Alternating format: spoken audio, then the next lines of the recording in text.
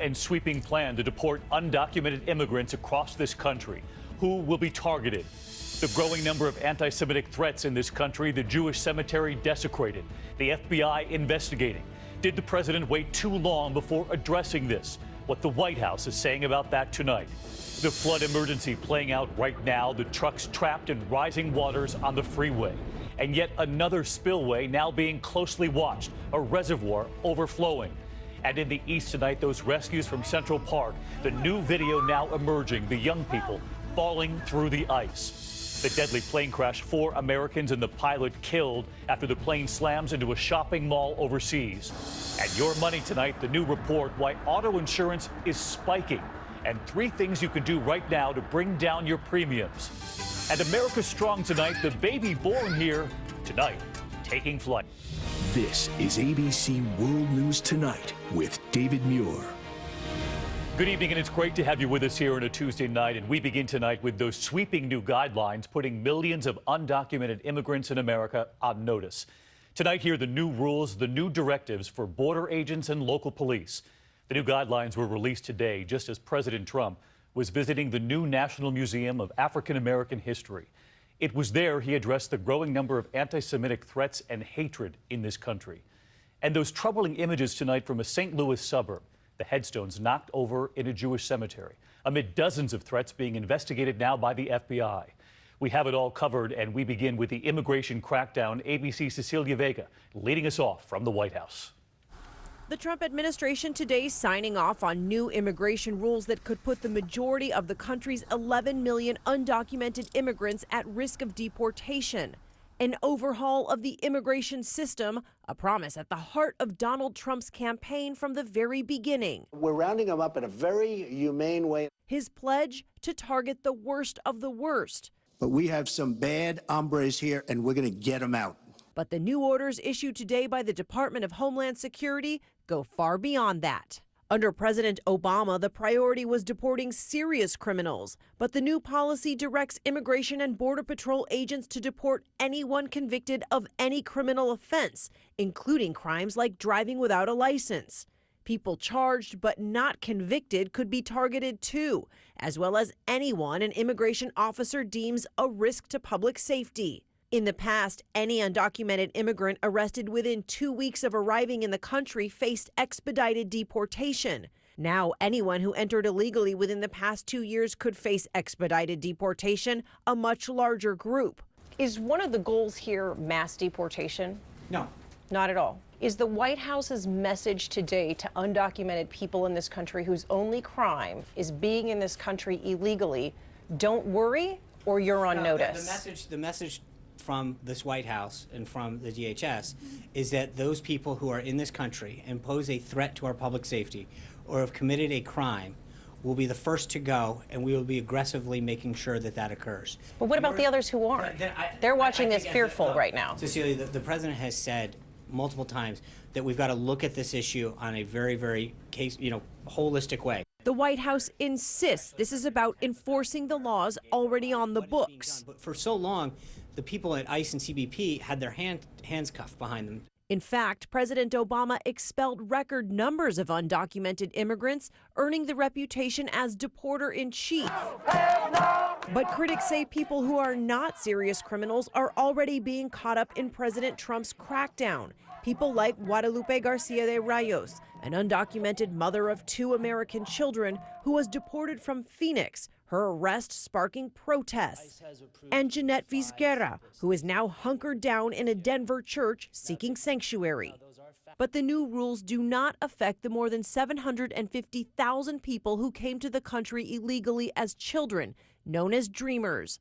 The president telling David they shouldn't be worried. They shouldn't be very worried. They are here illegally. They shouldn't be very worried. I do have a big heart. We're going to take care of everybody. So, Mr. President, will they be allowed to stay? I'm going to tell you over the next 4 weeks. And Cecilia Vega with us live from the White House. And Cecilia, we did ask the president about the Dreamers. Is what we heard today definitive? Do they get to stay? Well, David, Sean Spicer said today that the matter of dreamers in this country is not yet settled. This is also part of the plan, though. They plan to hire 15,000 new immigration officers and Border Patrol agents and call on local police to help with deportations. But, David, how all of this gets paid for remains to be seen. Cecilia Vega leading us off tonight. Cecilia, thank you. President Trump is also being asked this evening about the growing number of anti-Semitic threats in this country. You saw those images from that Jewish cemetery near St. Louis, and authorities say that is just the beginning. The FBI is now investigating dozens of threats. Yesterday alone, bomb threats phoned into 11 Jewish community centers across several cities in this country. Here's ABC's chief White House correspondent, Jonathan Karl. Today, President Trump used a visit to Washington's new African American History Museum to finally denounce the recent spate of anti-Semitic threats and attacks in the United States. This tour was a meaningful reminder of why we have to fight bigotry, intolerance, and hatred in all of its very ugly forms. One of the most jarring incidents, this Jewish cemetery near St. Louis desecrated, more than 100 tombstones overturned, as the FBI launched an investigation into bomb threats that have sparked terrifying evacuations of children, some in cribs, from Jewish community centers. 68 incidents in all, those 11 threats just yesterday across the country. President Trump said today he denounces anti-Semitism whenever he gets a chance. But listen to what happened last week when he was directly asked about it. Mr. President, since your election campaign and even after your victory, we've seen a sharp rise in anti-Semitic incidents across the United States. Instead of condemning the anti-Semitism, he first talked about his election victory. Well, I just want to say that we are, very honored by the victory that we had, 306 Electoral College votes. And then, asked again a day later at his solo press conference, instead of denouncing anti-Semitism, he denounced the person asking the question. There's been a report out that 48 bomb threats have been made against Jewish centers all across the country in the last couple of weeks. There are people who are committing anti-Semitic acts or threatening to. You see, he said he was going to ask a very simple, easy question. And it's not. It's not a simple question, not a fair question. Okay, sit down. I understand the rest of your question. I am the least anti-Semitic person that you've ever seen in your entire life. After the FBI announced its investigation yesterday, a response from Trump, Ivanka Trump, tweeting, "America is a nation built on the principle of religious tolerance. We must protect our houses of worship and religious centers. Hashtag JCC, Jewish Community Center." Hours later, also on Twitter, Hillary Clinton, for the first time, called on President Trump to act. JCC threats, cemetery desecration, and online attacks are so troubling, and they need to be stopped. Everyone must speak out, starting with POTUS. And today, he did. The anti-Semitic threats targeting our Jewish community and community centers are horrible and are painful, and a very sad reminder of the work that still must be done to root out hate and prejudice and evil. And John Karl with us live from the White House tonight. And John, we heard the White House Press Secretary Sean Spicer asked today, why did it take the president so long to speak out about these anti-Semitic attacks? But the press secretary said the president has addressed this before. He was asked directly why he hadn't answered these specific attacks, why he hadn't addressed them. No direct answer to that, David. What he said is that the president has been forceful in denouncing racism and anti-Semitism since the day he was elected, and in fact going all the way back to the beginning of his campaign. John Karl with us from the White House as well tonight. John, thanks as always. Now to the emergency playing out tonight, the flash floods that took so many drivers by surprise today. Look at these trucks. They are driving down the freeway, California's 101, their tires nearly underwater there. All of this after the Anderson Reservoir near San Jose spilled over for the first time in more than a decade. Homes underwater, families trapped. And ABC's Neil Karlinski on the rescues tonight. Tonight in San Jose, entire families, even babies, rescued by boat in the middle of their neighborhood. We've been advised that if people are trapped and uninjured. They're to shelter in place. The very young and the very old, dozens of them taken to safety by emergency crews in boats, their only way out of this apartment complex. I've been here for 6 years, and I've never seen this. It happened real fast. At a nearby golf course, more rescues. 20 people believed to be homeless, clinging to trees for safety. Emergency officials say the flooding is the direct result of water from Anderson Reservoir, what now looks like a man-made waterfall. It's one of many reservoirs in the area at or near capacity, leading to low-level flooding, including this parking lot full of cars at a nearby college. San Jose, in fact, doubling the normal amount of rain it normally gets by this point. All of the water in the Coyote Creek watershed right now is dangerous. It's swift moving, it's carrying debris with it from areas that haven't seen water in years. And on top of that, it may be contaminated. All this after a powerful 24 hours of rain smashing Northern California, leaving trees down and mudslides throughout the area. David, they are still pulling people out of here tonight. The creek that is flooding these apartments hasn't been this high since 1922. This water is filthy. It's filled with raw sewage and chemicals. They're hoping this is the worst of it. The weather here is finally starting to improve. David? We can see the rescues there behind you, Neil. Thank you. And there are new images coming in this evening of that frantic rescue playing out as we were on the air here last night. And tonight we learn it was more dire than first thought. 7 young people had fallen through the ice in New York Central Park. They were trapped in the water. Perfect strangers then jumping in. Here's ABC's Lindsay Janis. Tonight, this new video showing the moments surrounding that terrifying scene in New York City's Central Park. A group of teenagers ignoring warnings, playing on an iced-over pond, posing for a selfie. And then, in an instant, the ice breaks open, the boys thrashing around in the freezing water. They got together, so I assumed that they became heavier, and so the ice couldn't handle it. Lourdes Cuevas and her family, tourists from South America, were filming the teens and took this selfie. They say when the ice gave way, they ran to get a rescue ladder. At any point, did you think they might not survive? We all did. Lourdes' husband holding the ladder, while another man jumped into the freezing water, rescuing the boys one by one. The one in the back, I remember there was a moment I was like, I can't get to him. He's too far out. I grabbed the backpack and I could feel there was a body on it. If I didn't grab him a second later, he was gone.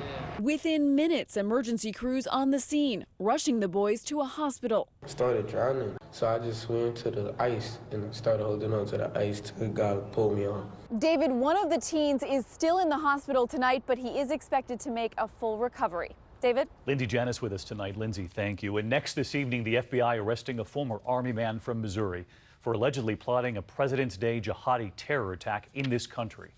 Robert Hester is accused of providing material support for a foreign terror group after a months-long sting operation. FBI documents claim Hester repeatedly expressed his violent intentions against the U.S. online, buying bomb-making items, including batteries and nails. Hester, who was discharged from the Army for violating regulations, is the married father of 2 with a 3rd child on the way. We turn next here tonight to 4 Americans who were killed when a plane crashed right into a shopping mall in Australia. The Americans were on vacation there, the plane slamming into the mall in broad daylight just minutes before it opened. Tonight, the terrible destruction on the ground there as we learn more about the Americans who were lost. ABC's David Curley covers aviation. Slamming into that Australian mall 45 minutes before opening to shoppers, there was little left of the twin-engine Beechcraft. Those last seconds of flight captured by the dash cam before the plane crashes, bursting into flames. All of a sudden, it just erupted into a huge fireball. Twice the pilot had reported catastrophic engine failure, killing the pilot and 4 Americans, golfers from Texas, posting pictures of their dream vacation along the way. A prominent lawyer, a former CEO among them. They were flying to an island course, their wives staying behind in Melbourne. Really, really difficult for all of them. And my heart goes out to my dear sister-in-law and the rest who were there on this trip. The plane, a Super King, veering to the left just after getting airborne and heading toward that mall. It was in the air for little more than 20 seconds. Tonight, investigators have recovered parts of the aircraft and say the pilot called out Mayday several times. And David, we've learned that one of the golfers expressed trepidation during the trip about flying in small aircraft. David? ABC's David Curley with us tonight. David, thank you. And from New Hampshire tonight, a case that made national headlines back in the news now. A prep school graduate found guilty of using a computer to lure a 15-year-old female student for sex is now seeking a new trial. Attorneys for Owen Labrie, acquitted of felony rape but convicted on a felony computer charge that requires him to register as a sex offender, argued at a hearing today that his defense team neglected evidence that may have raised credibility issues about several key witnesses. There is still much more ahead on World News Tonight this Tuesday. The commuter train collision, a train operator in critical condition tonight. One train crashing into another, then hitting a third train on the next track. The NTSB is investigating at this hour. The missing boater holding on for his life, clinging to his capsized boat for 12 hours in freezing waters off the East Coast. We have news on his condition tonight. And your money this evening, the new report out why auto insurance is spiking across this country. And 3 things you can do right now to bring down your premiums. We'll be right back. Before I had the shooting, burning of diabetic nerve pain, these feet jumped into city life as a kid and kept my town moving. But I couldn't bear my diabetic nerve pain any longer. So I talked to my doctor and he prescribed Lyrica. Lyrica may cause serious allergic reactions or suicidal thoughts or actions. Tell your doctor right away if you have these new or worsening depression or unusual changes in mood or behavior, or swelling, troubled breathing, rash, hives, blisters, muscle pain with fever, tired feeling, or blurry vision. Common side effects are dizziness.